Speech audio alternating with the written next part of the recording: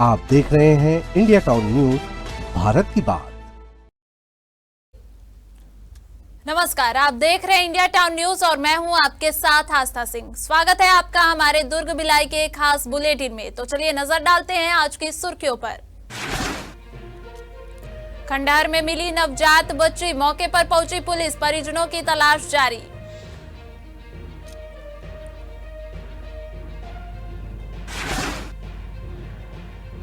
भिलाई में महिला से गैंग रेप का मामला, 3 आरोपी गिरफ्तार, संपर्क करवाने वाली महिला की भूमिका अहम।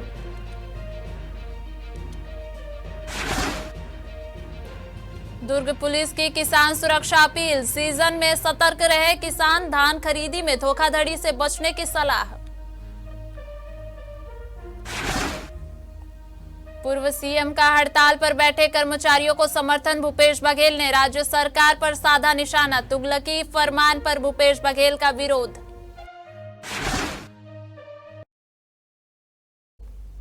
चलिए बढ़ते हैं खबरों की ओर। भिलाई में एक बार फिर मानवता को शर्मसार करने वाला मामला सामने आया है, जहां जामूल थाना क्षेत्र के गोकुल नगर में खंडहर की सीढ़ियों पर एक नवजात बच्ची मिली। जानकारी के अनुसार मासूम बच्ची को रात को ही सीढ़ी पर अकेला छोड़ दिया गया, जिससे वह पूरी रात ठंड में बिना किसी गर्म कपड़े के पड़ी रही। स्थानीय लोगों की सूचना के बाद पुलिस तुरंत मौके पर पहुंची और मासूम को जिला अस्पताल में इलाज के लिए भर्ती कराया गया। फिलहाल बच्ची की हालत स्थिर बताई जा रही है और उसे डॉक्टरों की देखरेख में रखा गया है। जामूल पुलिस ने बताया कि बच्ची के परिजनों की खोजबीन शुरू कर दी गई है। पुलिस प्रवक्ता ने कहा, बच्ची को सुरक्षित रखा गया है और उसका इलाज जारी है। हम जल्द से जल्द परिजनों तक पहुंचने की कोशिश कर रहे हैं। थाना जामुल में गोकुल धाम के अयोध्या नगरी एरिया है, वहां पर एक खंडहर में सीढ़ी के पास नवजात शिशु बरामद हुई है और उसे जिला अस्पताल में डायल 112 की हेल्प से चिकित्सा हेतु भर्ती कराया गया है। साथ ही जो नवजात है उसके परिजनों की तलाश की जा रही है। बच्ची जो है वो लावारिस अवस्था में वहां पर मिली है। बच्ची को अभी इलाज के लिए जिला अस्पताल में भर्ती कराया गया है और डॉक्टरों के ऑब्जर्वेशन में है। अभी तो बच्ची की हालत ठीक है। दुर्ग पुलिस ने फरार वारंटियों की गिरफ्तारी के लिए बड़े पैमाने पर अभियान चलाया, जिसके तहत 16 और 17 नवंबर की देर रात की कॉम्बिंग गश्त में जिले भर के अलग अलग थानों में कुल 78 आरोपी को पकड़कर जेल भेज दिया गया। आपको बता दें कि इस कार्रवाई के दौरान 35 अस्थायी वारंटियों और 43 गिरफ्तारी वारंटियों को हिरासत में लिया गया। थानावार विवरण देखें तो सुपेला से सबसे ज्यादा 21 वारंटियों की गिरफ्तारी हुई। इसके अलावा भिलाई नगर, भिलाई भट्टी, दुर्ग, अंजोरा, नगपुरा, वैशाली नगर, पाटन और अंडा से भी आरोपी पकड़े गए। कार्रवाई के तहत सभी आरोपियों को न्यायालय में पेश कर जेल भेज दिया गया है। दुर्ग पुलिस के द्वारा फरार जो वारंटी हैं उनको पकड़ने के लिए स्पेशल अभियान चलाया था, सर्च ऑपरेशन चलाया था। इसमें कॉम्बिंग गश्त के दौरान लगभग जो इलाके हैं जहां पर स्थायी वारंटी और गिरफ्तारी वारंटियों के जो एड्रेस हैं उनको सभी जगहों को पता तलाश की गई और पता तलाश के दौरान इसमें 35 स्थायी वारंटी और 43 गिरफ्तारी वारंटी जो कि न्यायालय में उपस्थित नहीं हो रहे थे, उन्हें गिरफ्तार किया गया है और माननीय न्यायालय के समक्ष इन्हें प्रस्तुत। दुर्ग नगर निगम कार्यालय के सामने एनएसयूआई के कार्यकर्ता भूख हड़ताल पर बैठ गए। यह हड़ताल नगर के फिल्टर प्लांट में शव मिलने की गंभीर घटना को लेकर की जा रही है। एनएसयूआई का आरोप है कि 3 दिन तक शहरवासियों को उसी पानी की आपूर्ति की गई जिसमें शव मिला था। उन्होंने इसे गंभीर जनस्वास्थ्य संकट करार देते हुए महापौर से शहरवासियों से सार्वजनिक रूप से माफी मांगने की मांग की है। साथ ही एनएसयूआई ने प्रभावित क्षेत्रों में स्वास्थ्य शिविर लगाने और फिल्टर प्लांट की सुरक्षा व्यवस्था बढ़ाने की मांग उठाई है। संगठन ने चेतावनी दी है कि जब तक महापौर माफी नहीं मांगते तब तक उनकी भूख हड़ताल जारी रहेगी।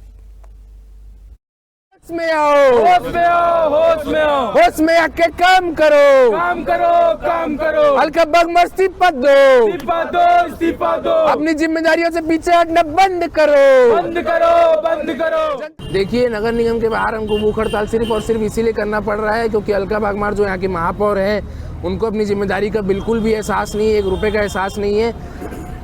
शहर, पूरा शहर, दुर्ग शहर पानी वाटर फिल्टर में लाश पड़ रही थी 3 दिन, अज्ञात लाश, और उस लाश का पानी पूरा शहर पीता है, आधा शहर पानी उसको पीता है। लोगों को बीमारियां फैल सकती है, इससे लोगों की धार्मिक आस्था भावना को ठेस पहुंच सकती है। बहुत सारी चीज़ें हैं और अलका बागमार पता नहीं किस रूट में भाग रही है, किस रूट में काम कर रही है। नगर निगम में उनका ध्यान ही नहीं है 1 रुपये का भी। और जब हमारे कांग्रेस पार्टी के नेता प्रतिपक्ष जो संजय कॉलेजी हैं, इन लोग अपने पार्षद दल के साथ जब बात करने गए मैडम से, तो मैडम उन्हें ये पूछ रही कि आपकी सरकार ने क्या किया, ये क्या किया। अरे आपने अभी क्या कर रहे हैं, अभी आप कितनी बड़ी बात है, कितनी बड़ी दुर्घटना है, क्यों हमारी सरकार में नहीं हुई। धीरज बाकलीवाल जी महापौर थे पूर्व में, ऐसी चीज़ कभी घटना दुर्ग नगर निगम में अपने पत्रकारों ने भी नहीं सुनी होगी जो ये घटना हुई है। तो ये सीधा साफ ये बात को ये बताता है कि पूरा नगर निगम, दुर्ग नगर निगम अपना 2%, 4%, 5% कमीशन तक सीमित रह गए हैं सब अधिकारी, और इनका ध्यान नहीं है। भिलाई में एक महिला से कथित तौर पर गैंग रेप की घटना सामने आई है। पुलिस के अनुसार यह वारदात पीड़िता के पति के 2 दोस्तों द्वारा अंजाम दी गई। पुलिस ने पीड़िता की शिकायत पर तुरंत कार्रवाई करते हुए 3 आरोपियों को रामराव, नकुल और एक महिला को गिरफ्तार किया है। शुरुआती जांच में सामने आया है कि आरोपी महिला ने ही पीड़िता और दोनों युवकों के बीच संपर्क करवाकर वारदात का रास्ता तैयार किया। बताया जा रहा है कि पीड़िता का पति वर्तमान में जेल में बंद है। पति के निर्देश पर पीड़िता का संपर्क आरोपी महिला के माध्यम से उसके दोस्तों से बना हुआ था। पुलिस का कहना है कि फिलहाल मामला दर्ज कर जांच जारी है और सभी आरोपियों से पूछताछ की जा रही है। प्रारंभिक जांच में यह भी सामने आया है कि वारदात में संपर्क करवाने वाली महिला की भूमिका अहम रही।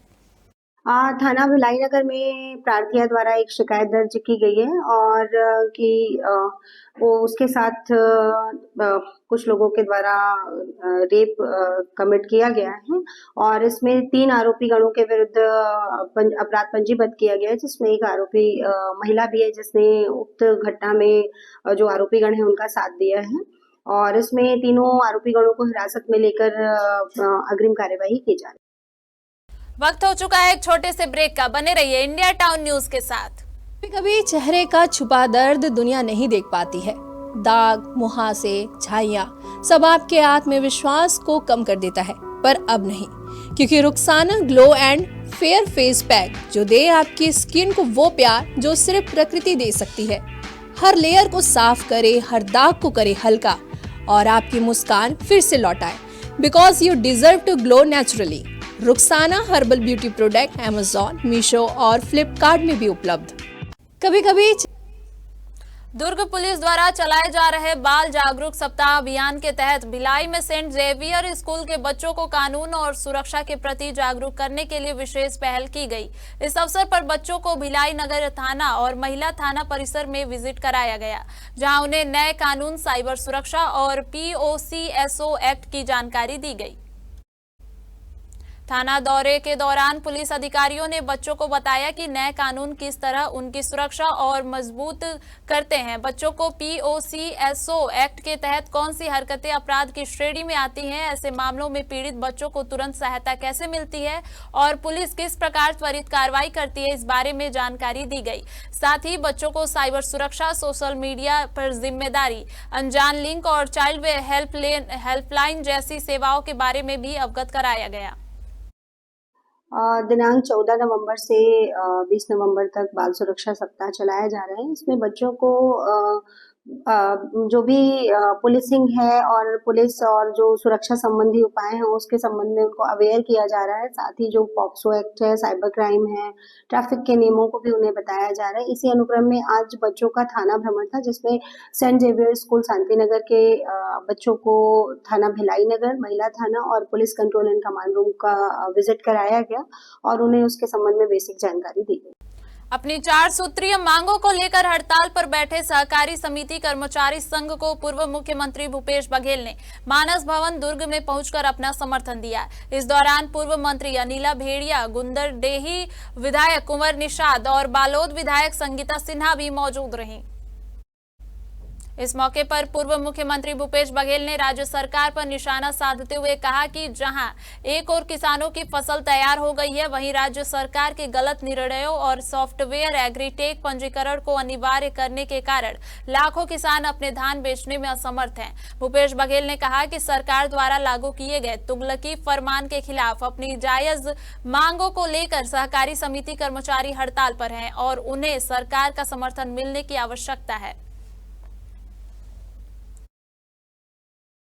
एक तरफ जहां किसान आपका फसल तैयार हो गया है, किसान अब सोसाइटियों में धान ले जाने के लिए तैयारी कर रहे हैं। वहीं सरकार के गलत निर्णयों के कारण से जहां एग्रो स्टेक में पंजीयन होना अनिवार्य है, उस चक्कर में हजारों लाखों किसान उसमें छूट रहे हैं। लाखों हेक्टेयर धान नहीं बेच पाएंगे किसान, एक समस्या ये है। दूसरे तरफ जो तुगलकी फरमान जारी किए हैं, अब पिछले 15 दिन से कर्मचारी हड़ताल पे हैं, इनकी मांग जायज है। जो कंप्यूटर ऑपरेटर को 9 महीने बढ़ाकर हमने 12 महीना किया था, उसको उन्होंने 6 महीने कर दिया। और दूसरी बात यह है कि ये जो सुखद वाला मामला है, इसकी रिकवरी यदि सोसाइटियों से किया जाएगा तो सहकारिता तो खत्म हो जाएगा।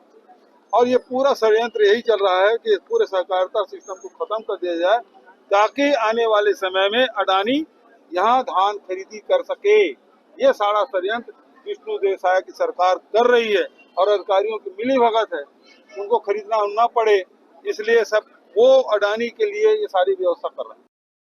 धान खरीदी का सीजन शुरू होते ही किसानों के खातों में उनकी मेहनत की कमाई आने लगी है। इसी समय उठाई गिरोह और साइबर अपराधी सबसे ज्यादा सक्रिय रहते हैं। इस गंभीर स्थिति को देखते हुए दुर्ग एसएसपी ने किसानों से सतर्क रहने की अपील की है। एसएसपी के वीडियो संदेश के साथ जिले के सभी धान खरीदी केंद्रों में जागरूकता पोस्टर भी लगाए जा रहे हैं। पुलिस का कहना है कि धान खरीदी सीजन में किसानों की आर्थिक सुरक्षा सर्वोच्च प्राथमिकता है। पुलिस ने किसानों को सलाह दी है कि वे अनजान लोगों से दूरी बनाए रखें और किसी भी संदिग्ध गतिविधि की तुरंत सूचना पुलिस को दे। इसी अभियान के तहत केंद्रों पर लगातार जागरूकता अभियान चलाया जा रहा है ताकि किसान सुरक्षित रह सके। दरअसल दुर्ग पुलिस की यह पहल किसानों की सुरक्षा सुनिश्चित करने के उद्देश्य से शुरू की गई है। पुलिस ने एक बार फिर अपील की है कि लेन देन के दौरान पूरी सावधानी बरतें और किसी भी समय पर तुरंत डायल 112 पर संपर्क करें। 15 नवंबर से धान खरीदी सीजन चालू हो चुका है और इस धान खरीदी सीजन में आप अपने साल भर की कमाई को मंडियों में ले जाकर बेचते हैं और आपके अकाउंट में काफ़ी बड़ी राशि एक मुश्त आती है। साइबर ठग, उठाईगिरी करने वाले और अन्य तरह से जो ठगी करने वाले हैं, वो इस बात के फिराक में रहते हैं कि कब राशि एक मुश्त आए और वो अपना आपराधिक कृत्य कर लें। किसान भाइयों से हार्दिक अपील है कि वो किसी भी तरह से साइबर फ्रॉड के जाल में न फंसे।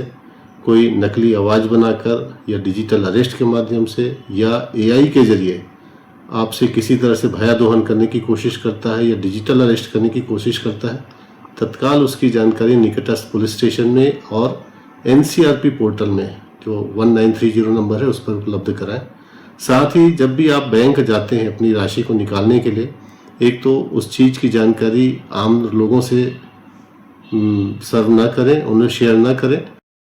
जामुल थाना क्षेत्र में 14 नवंबर को हुई गोलीबारी के मामले का पुलिस ने खुलासा कर दिया है। पुलिस ने बदले की भावना से की गई इस वारदात में 6 आरोपियों को गिरफ्तार किया है, जबकि मामले में शामिल मुख्य शूटरों की तलाश में पुलिस की विशेष टीम लगातार दबिश दे रही है। जानकारी के अनुसार 14 नवंबर की शाम जामुल के घासीदास नगर स्थित ईदगाह के सामने विकास प्रजापति को बर्थडे इवेंट मैनेजमेंट का झांसा देकर फोन पर बुलाया गया। तभी मोटरसाइकिल से पहुंचे 2 बदमाशों ने उसे शिवम साव हत्याकांड में शामिल होने का आरोप लगाकर पिस्टल से फायरिंग कर दी। पुलिस जांच में पता चला कि दिसंबर 2024 में हुई शिवम साव हत्याकांड में 5 आरोपी जेल भेजे गए थे। इसी हत्या का बदला लेने के लिए शिवम के चचेरे भाई करण साव ने बिहार शरीफ से भाड़े के शूटर बुलवाए थे। थाना जामुल क्षेत्र अंतर्गत ईदगाह के सामने गुरु घासीदास नगर में दिनांक 14 नवंबर 2025 को शाम 6:30 बजे विकास प्रजापति नाम का युवक है, इसके ऊपर अज्ञात व्यक्तियों के द्वारा गोली चलाई गई थी और जो कि इसके कान के पास से छूते हुए निकल गई थी। उक्त घटना पर थाना जामुल में अपराध पंजीबद्ध किया गया था और आगे की विवेचना की जा रही थी। तभी इसमें संदेही करण साव को हिरासत में लेकर पूछताछ की गई, जिससे यह स्पष्ट हुआ कि ये अपने चचेरे भाई शिवम साव की हत्या का बदला लेने के लिए प्रार्थी के ऊपर हमला करवाया है और इसमें इसके परिवार के जो अन्य सदस्य भी सम्मिलित हैं इन्हें भी हिरासत में लेकर पूछताछ की गई। सभी ने अपना जुर्म स्वीकार किया, तब इनकी गिरफ्तारी किया जाकर इन्हें न्यायिक रिमांड पर भेजा गया है। और इस कार्य को अंजाम देने के लिए जो आरोपी करण साव है इसने दिगर प्रांत के अपने रिश्तेदारों को संपर्क किया और वहीं से ही इसने शूटर बुलाए थे और उन्हें वाहन, बाइक और सिम उपलब्ध कराया था और घटना को अंजाम देने के लिए उन्हें आज के हमारे दुर्ग भिलाई के बुलेटिन में फिलहाल इतना ही। अब मुझे दीजिए इजाजत और आप देखते रहिए इंडिया टाउन न्यूज, भारत की बात। नमस्कार। आप देख रहे हैं इंडिया टाउन न्यूज, भारत की बात।